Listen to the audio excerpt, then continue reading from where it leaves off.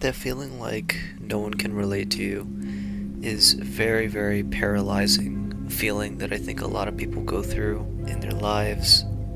It can start with something as small as when you're doing homework at school and you think that you're stupid because you didn't do the work, and instead of reaching out to friends being like, well, this assignment was really boring, it's just a matter of, I just didn't feel like doing it. And it really spirals out until it's something like, my dog passed away and I don't want to talk about it with anyone because they won't understand the personal relationship I had with that animal. And it's something that I'm currently paralyzed by as I look back almost a year after my dog Suka has passed away at a video of a compilation of a bunch of pictures of her that I've taken over the years, and I still haven't gotten over her. And I've stopped myself several times over the course of the months from recording a video like this, let alone speaking to anyone about this, because I try to convince myself constantly, like, I'll get over this. This is something, like, she's not here. I can't change the fact that my dog is dead. And I'll never be able to change that fact. And all of that is okay, because I can convince myself that I did everything I could for her. But that still doesn't change the fact that I feel like I could have done more. And out loud, when I say that, it sounds like it's such a human thing to receive. Everyone has experienced grief, loss, and terrible events in their lives that they haven't truly gotten over, and maybe that's turned into something like trauma and caused bad behaviors and patterns in their lives. For me, I've never felt like I've been close to achieving physical affection with anyone, and dogs are a really, really great source of that, because dogs love unconditionally, and they can express love in so few ways, but those ways feel the most authentic because they're very direct. Physical love is something that I love, but even in my own circles, I'm not able to experience that with very many people, and partly because I'm very shut out from a lot of circles in my life, but I also attach a weird aversion to touch from people around me, like it's some sacred thing that can't be breached without an unlimited well of trust, and I can't let anyone, just anyone, touch me, even if it's something as simple as a coworker fixing my tie impromptuly because there's some bubbly personality type out there that will repulse me.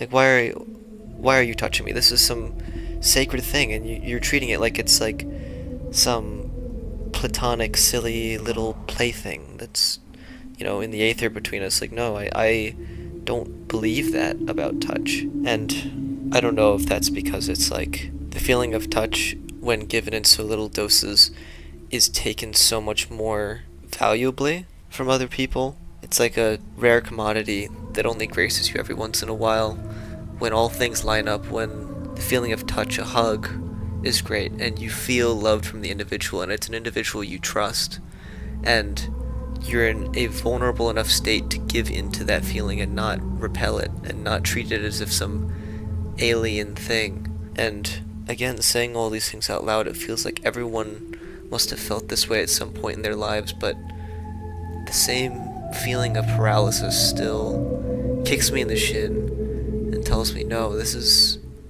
not a thought that can be easily understood. This is too personal, and people will look at you and go, why do you think I have the time for this? And I think the only way I can dispel that is by going out and actually putting a message out there of how I feel. Because if I sit here with myself, I will constantly disagree with myself. I will constantly disagree with my desire to express how I feel about certain things.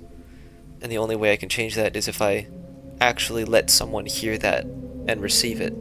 And I'm doing this within the comfort of my own room. I'm speaking into a microphone on my headphones, and this message is likely going to reach a bunch of ULTRAKILL players who are frequently in a similar space that I am. I think a decent chunk of us are introverted and quiet and reserved, and there's probably enough overlap there for this message to really reach enough people that might want to hear this. At least that's what I would hope. That's what I'm inferring. It is kind of the last leg that I have in terms of actually putting my thoughts out there for someone else to hear in an environment that I can control, in an environment that I feel comfortable in. I'm not sure how much of this is going to get edited out, because maybe my retroactive self would want to put down this message. I'm not even sure if this video is going to be uploaded, but I think it's important that if I truly want to respect myself enough that I will. Someone wants to hear this message. Someone in me, I want someone to hear this message, because I can't be the only one. It's just not possible. Everyone experiences grief loss. Everyone experiences the feeling like you can't be related to because no one knows who you are better than you do. But even I don't know who I am better than I think I do. I'm no better than all of you are. Who I am is determined by who I think I am, who you all think I am, who I want to be based on all of those premonitions. But I can't find who I want to be without knowing what is thought about what I've done, the person I've put out there, what is expected of me, and what I can do to change that. So, I don't know. It's really complicated, and I sit here and I'm puzzling with myself, thoughts about what all of this might even mean in the first place, and I start to dissociate, because for the first time in my life I'm actually considering doing this. I've never really given myself to something unless I was pressured into it, I would say by a therapist or a family member or a friend. I've never truly felt like I wanted to be 100% vulnerable with anyone else. Maybe on a couple occasions with a family member, but that's all I can really think of. And especially a dog. I mean, it always comes back to animal companions for me.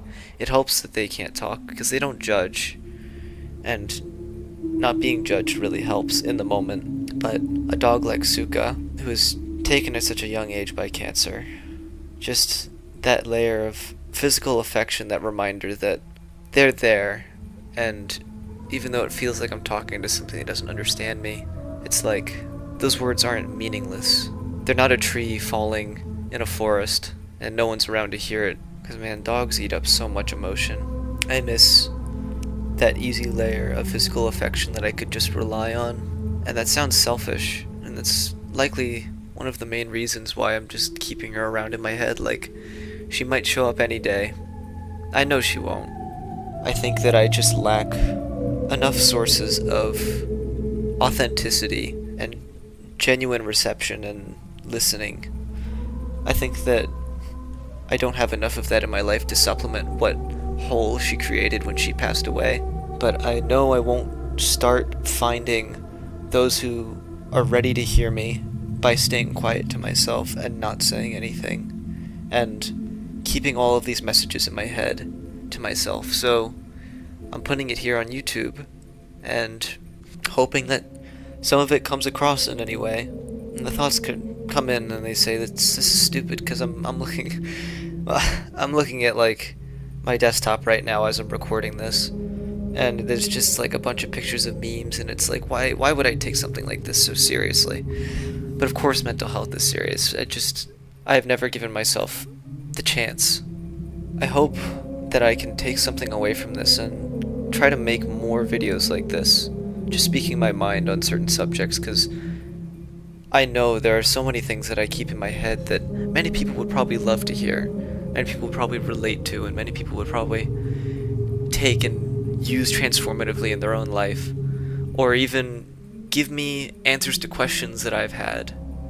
Maybe there's wisdom for me to be gained from this, other than wisdom to be gained from someone else hearing a message like this. So, yeah, I think that's all I have for now.